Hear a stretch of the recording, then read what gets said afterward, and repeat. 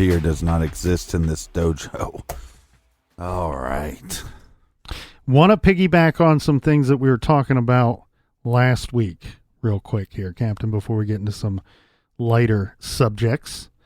Regarding the Kaylin Louder case, I tell you, that one was popular on the blog.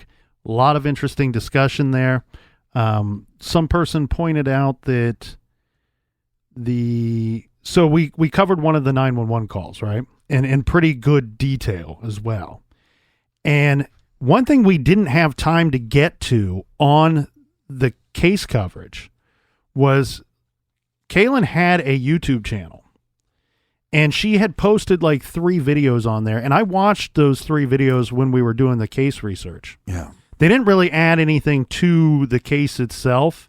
If we would have had a lesser topics to go through, I would have mentioned it there. But the only thing it really pointed out to me is that Kaylin was a person with a good sense of humor, which is, something I enjoy in a person and a personality. But one of her videos shows her in her apartment, and I believe in that video that she's calling the cat Carol.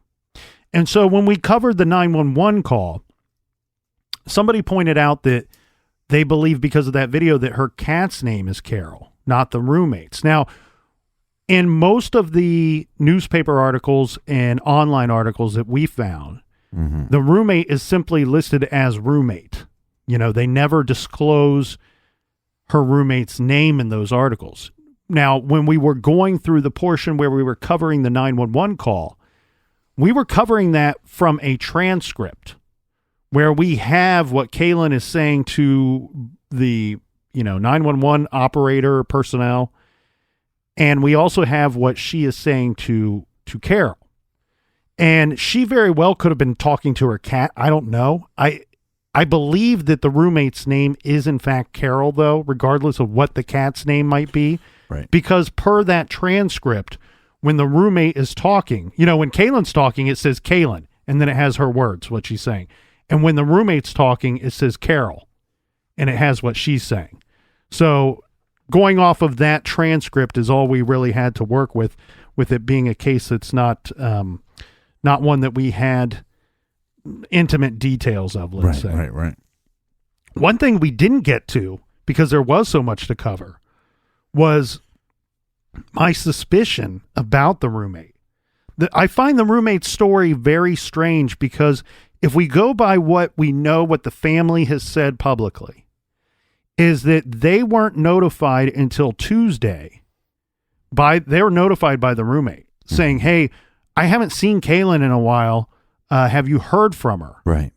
Well, we know that she was last seen on that surveillance footage in the evening on Saturday. And it was, I believe, I can't remember if it was Tuesday morning or Tuesday evening, but regardless, we're talking about, 2 days, 3 days, 3.5 days, so we got a considerable, let's say 3 days would be what I think we should call it there. One thing that I find incredibly strange is that we know per her family, per her mom and dad, Kaylin's parents, that her cell phone was found at the apartment, which was weird.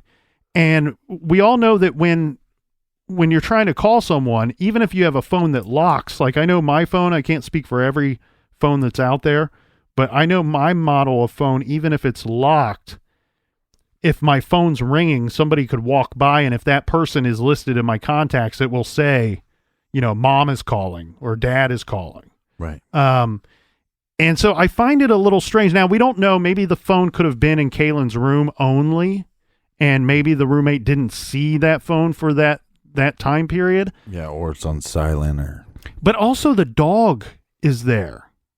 So we have the parents calling her cell phone during this whole time that she's missing.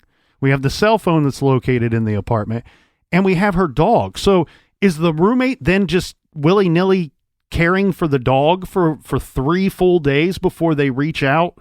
Which maybe the roommate's just an awesome, caring, understanding person. and I'm barking up the wrong tree. But it seems to me like that would have really have alerted me if I was, if I knew her phone were there and I'm taking care of this dog for several days before I reach out to the parents. Well, I think it also depends on how the dog acts, because let's say you take the dog out, it does its business, you take it back in the house, it just kind of wanders around, stays mainly in her room, maybe. Then the dog's not that big of an issue. You don't really think much about it. You go, well, she's somewhere. Don't know where my roommate is. Don't know when she's coming back. I can take the dog out real quick. It's not that big of a deal.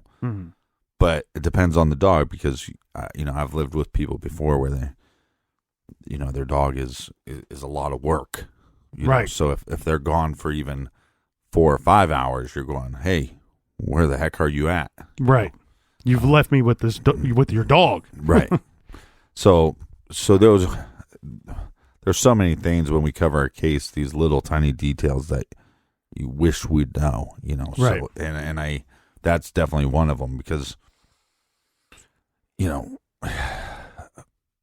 there's a lot of people that live together that it's commonplace. Hey, I get home from work and I take my roommate's dog out. If I'm the first one, just to be a good person. So right. it's really hard to get a read on that. It seems a little fishy, though.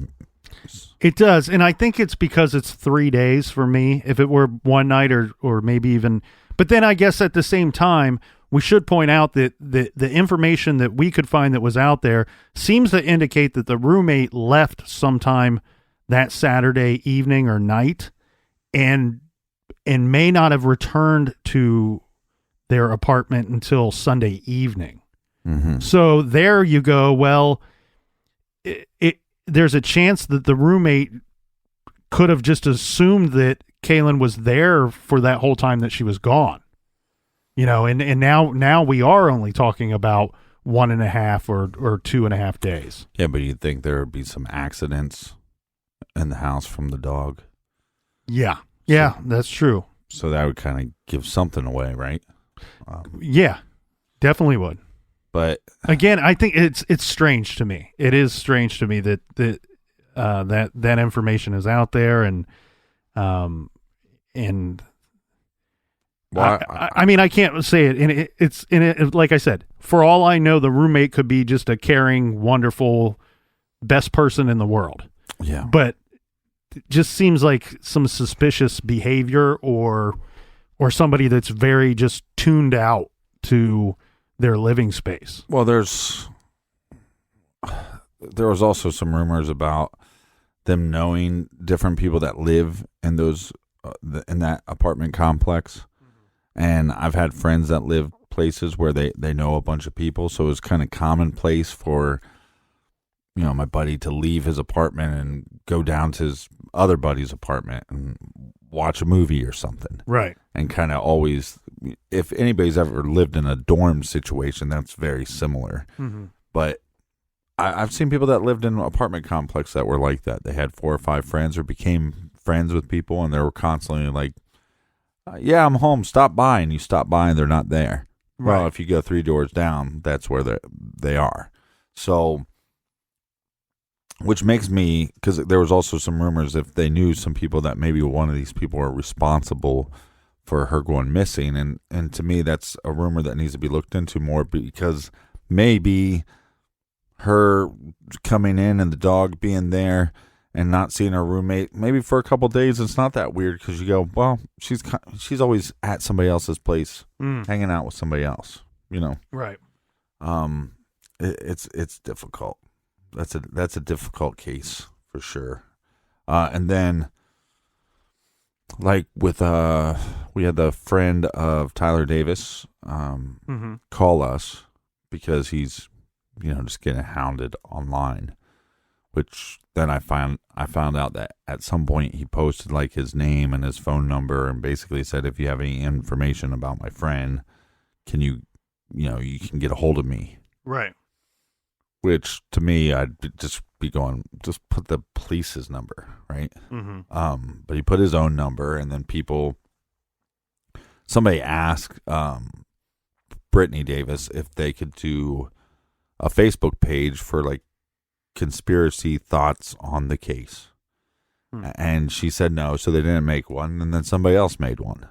Well, that's their right to make one if they want to, if they think there's some weird conspiracies or whatever. But then they started posting his personal information, which, that's in poor taste.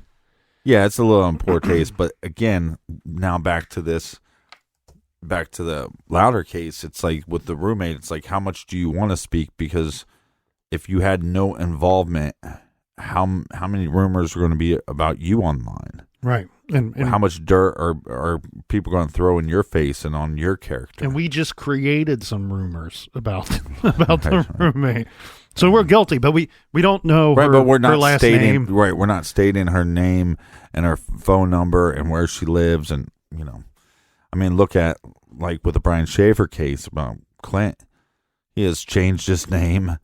Could you imagine, like, I hung out with my buddy and he went missing, and therefore I had to change my name, and I've had to not talk about things, and I had to lawyer up. And if he has no involvement in the case, which a lot of police officers don't believe Clint had anything to do with Brian's disappearance, what a shift in his life. And I basically told Tyler's friend, hey, you've become Clint, and whether you like it or not, this stuff is coming and it's happening. And if I was you, I want to feed the fire. He's been very cooperative with police. He's talked to him whenever he could. And to be clear about that, you were told that by the police, not by the friend. Well, I was told that by the police. I was told that by Brittany. I was told that by the friend. Right. When he said, I've been very cooperative with the police. And I said, yeah, they told me. So I believe you. And I just said, look, that's what's happening. Don't fuel the fire. Be honest with people. And I do think there's going to be a round of polygraphs coming soon, though. That's my hunch on the Tyler Davis case. So we'll see what that leads to. But yeah, it's tough with these roommates because it also doesn't seem like they were super close, like they were tight friends. But I think that would bother me, and I think I would really want to know why my roommate went missing. Right. I agree. Well, what was it in the Jacob Wetterling case that we covered a long time ago? Yeah. There was like a teacher who was considered an oddball by some of the people in the neighborhood, in the area. And wasn't he like considered the prime suspect by the people in the town and the some of law enforcement for this was like 20 years. He was considered the prime suspect, and when they solved it, he had absolutely nothing to do with it. Right. And he was hounded and harassed for decades. And so much so that like law enforcement and I think it was the news basically said, because he owned a whole bunch of property, like acres and acres. And I think it was the news that was like, they called him the prime suspect, gave his full name. They're filming in front of his property.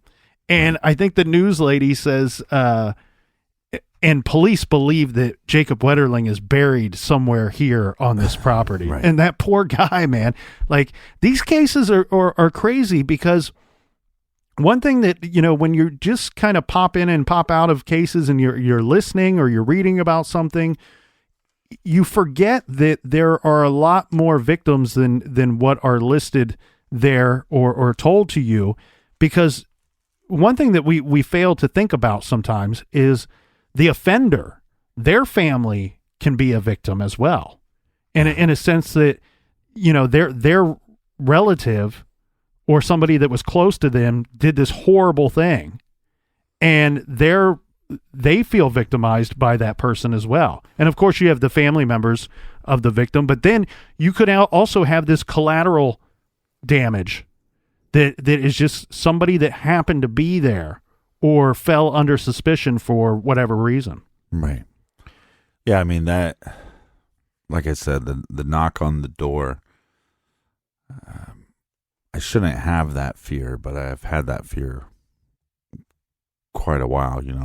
If I get a knock on the door and a friend is not coming over, I think, oh, what is this? Mm-hmm. And what if it's law enforcement? And what if somebody that you once dated is missing? What if a friend goes missing? Mm-hmm. And with like the Brian Ferguson case, that's the one that always got me, because it was just this guy comes forward after a couple of weeks and makes up a story that doesn't even make any sense. Doesn't even make any sense why he's confessing, and the cops, instead of stopping it, instead of saying, "Hey, your story doesn't even make sense," Mm-hmm. they then interview Ryan, and he was the only person that sounded like an adult in the whole conversation, and somehow he still gets arrested, he still gets charged. It makes zero sense. Mm-hmm. And also talking with Tyler's friend, he said, yeah, and when he first said this, I went, oh, this guy's kind of full of shit, right? Mm-hmm. So he said, well, Tyler's done this before. He's walked off many of times before when he's drunk. And I thought, well, that sounds a little strange, or it sounds a little convenient. Mm. About 2 seconds later, I had a friend in college, and I went, oh yeah, he would, every party he had, not so much at other people's parties. If he was going to another person's party, probably not going to happen. But the parties he threw, I would show up. He's the only person I know at the party. All his friends were from his college. I wasn't friends with him, right? Mm-hmm. And so I'd show up to support him, to hang out with him, to meet some of his new friends. Where's he at? Oh, he's gone. Gone where? He's walking around the neighborhood. Why? Oh, he got upset about something. A couple times, I'd walk around the neighborhood going, well, he must be pissed drunk if he's doing this, right? Right. Sometimes he was drunk, sometimes he wasn't. And then he would bring up, he was upset about whatever happened or upset about something in his past. And then eventually you go, I think this person is just doing this for attention. And I think, or it's their coping method. You know what I mean? Like, yeah, we all need things to because at the end of the day, we are in charge of our mood, whatever mood we're in, for the most part, right? I can determine if something bad happens or something small. Sometimes we all can fly off the handle over something tiny, right? And sometimes I have to remind myself, hey, I'm in charge of me. Like, if I'm going to be a grumpy ass the rest of the day because of this one little thing, well, that's on me at some point. And so, like, a coping method I have, and of course it's never when drinking, but if I'm pissed off about something or need to clear my head, right, I'll take a drive. I enjoy driving, in the country roads and stuff like that. And a lot of times if I have something that I can't shake and I have an extra hour and a half, I might take a drive just to clear my head. And I fall back on that often because it works for me for whatever reason. Yeah. And I think some people take a walk to clear their head. And I get that, but I do think maybe he did that one time. Maybe he did it twice, but at some point he got a reputation for walking away at his party. Mm-hmm. And it's like, okay, so every party you throw a hissy fit? Mm-hmm. Somebody hurts your feelings? Eventually, at some point, it's like, you're obviously not handling your alcohol well. You're not obviously handling your emotions well. But I remember maybe 2 or 3 times finding him and walking with him and talking. And the first couple times, babying him. Hey, man, it's not so bad. And then eventually, the next time, I was like, hey, man, this is ridiculous. You need to stop doing this. Mm-hmm. And then I remember showing up one time to his house. They couldn't find him. They didn't know where he was at. But this was a time that nobody, like normally it was, he got mad about such and such and he left. Well, this was, nobody knew where he was at. And then I waited around for about another 5 minutes. And then I thought, okay, he's probably doing it again. So I left. And then maybe a week goes by, ran into a couple friends that went to the party after me. Oh, yeah. He came back. He was, going on one of his walks, moping around again. Pouting. Yeah. And so and this is one of my best friends. I show up to a party, nobody can find him, and I went, I'm out. This asshole has done this too many times to me. And that's one of the things that happened that night.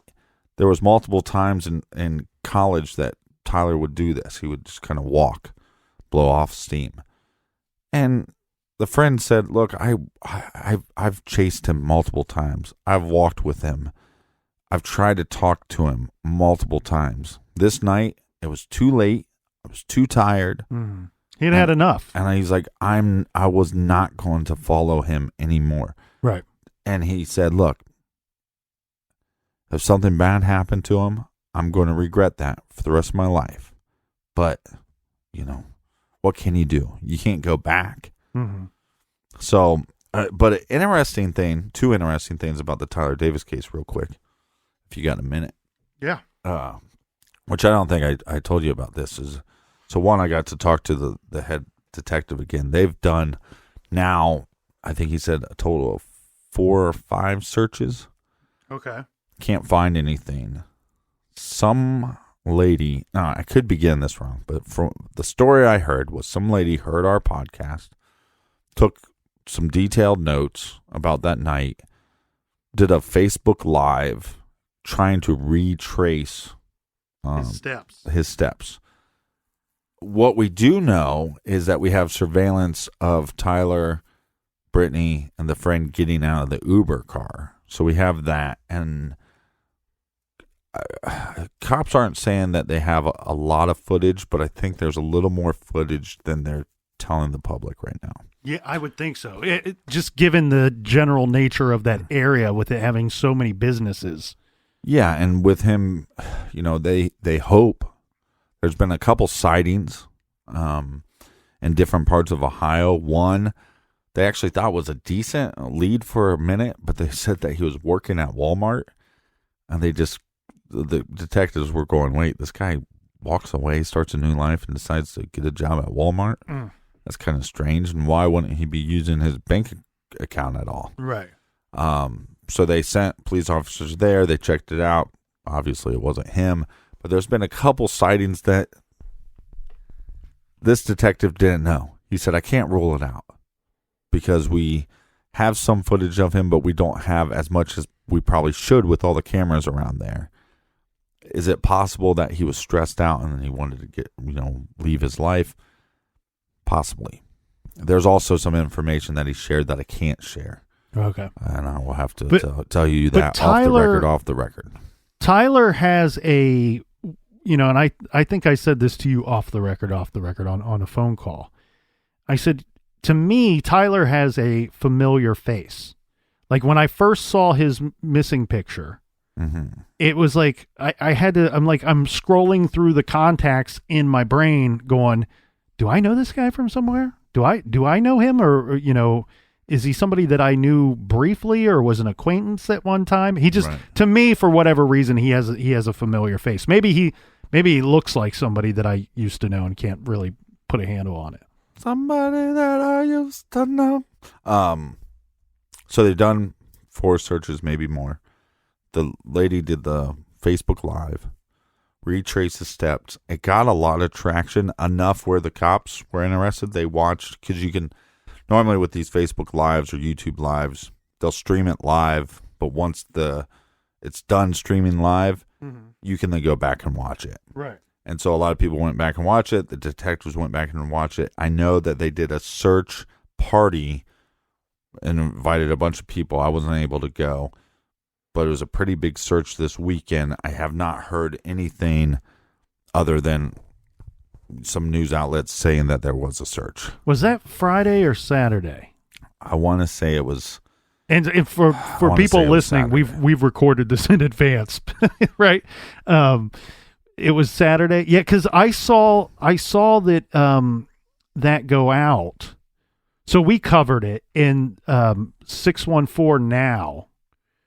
Put together a little piece saying, "Hey, this is a story that's got some national attention. but some of the details about that night were vague, and they kind of gave us some praise for really putting out a show and really putting together an interview that really pointed out what the actual details and timeline were of that night that he went missing.